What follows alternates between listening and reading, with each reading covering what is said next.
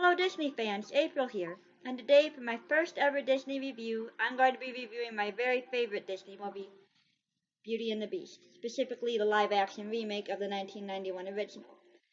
Now the original is the first animated movie to ever be nominated for an Academy Award for Best Picture.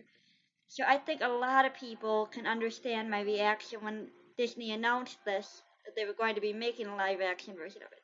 My first thoughts were, don't mess this up. This has to be done right. And I have to say they did. There's been a lot of debate on social media about the remakes, and you'll find people who love them and people who hate them. And I think the point behind these remakes is to help us recapture a little of the magic that we had when we watched these movies when we were children. A lot of people who are my age who grew up with these movies, they have children of their own now who are experiencing these movies for the first time, and this was remade in a way that it perfectly captures all the points we love about the original, and yet it still keeps it fresh for us while reintroducing the next generation to the magic that we felt. Now, as perfect as the original was, there were a few things that could be improved with it. There were some questions left unanswered in the original movie. One of the main ones is, how could someone who was a prince be transformed into a beast for all these years and have nobody notice that he's missing? Why did no one say, hey, the prince hasn't been seen in all these years? What happened? The live action remake addresses that.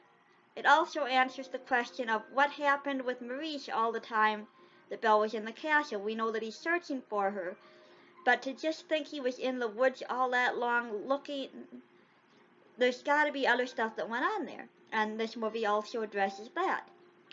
It also fixes a few pacing problems. One of the things that I really love about Beauty and the Beast is that it doesn't just have Belle and the Beast fall in love overnight. They get to know each other, they become friends first. But in the original, one of the things that kind of, when you look back on it, doesn't quite add to the romance is all the time with Chip and Mrs. Potts and Lumiere and Cockroach. And these are wonderful characters, and I can't imagine the movie without them. But at the same time, the focus of the focus of the movie is the romance, and it should be on Belle and the Beast. Now, the live-action remake, it keeps all the good times with the characters that we love, but it also adds to the romance, and it slows down the pacing just enough where you get to feel even more of them falling in love.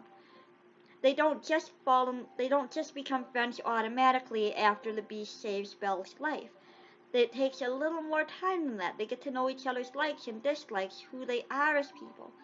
They talk about literature, which is a big thing for Belle. She loves books. Well, in this version, the Beast actually loves books as well right from the beginning. It was nice to see Belle introduce him to what books can do and the places they can take you to in the original. But in this one, it's a neat twist to see the Beast actually improve on Belle's literary taste to a certain extent when he gives her the library. And it isn't just a gratitude, which it should be to some extent. He should show his thanks for what she did, but at the same time, she's also grateful to him. And they have a warm scene in the live action remake where they express that to each other.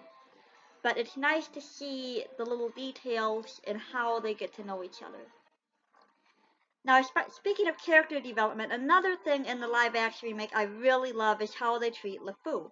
In the original, he's just a fool. He lives up to the meaning of his name.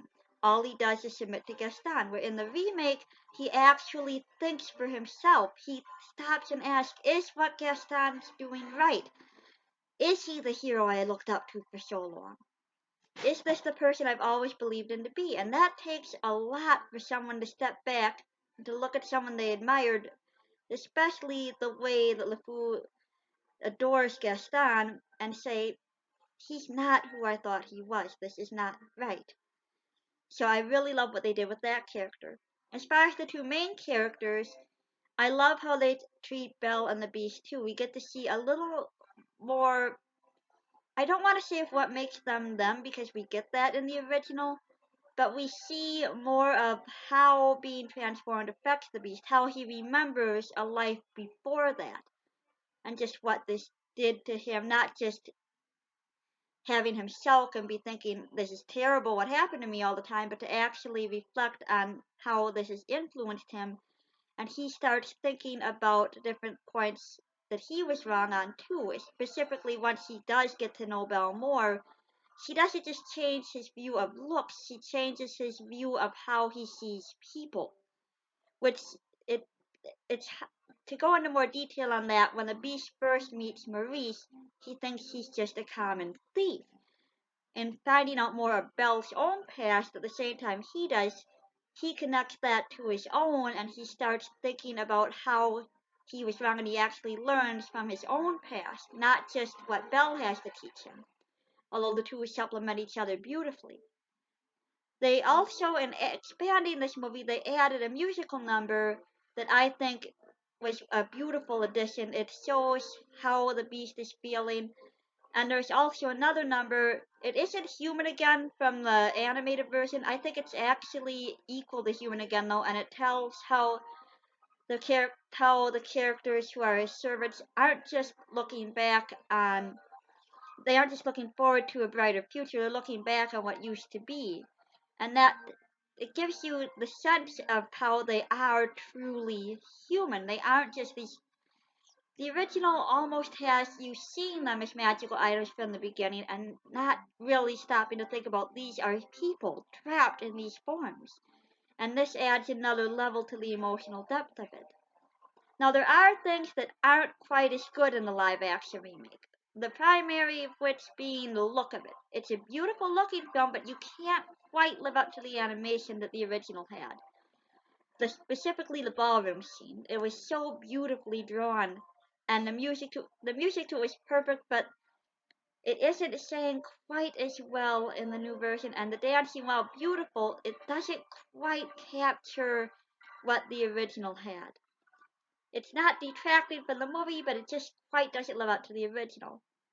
But with that said, overall, I think this movie does beautifully introduce a new generation to what the movie is, while helping some of us to recapture what we loved about it.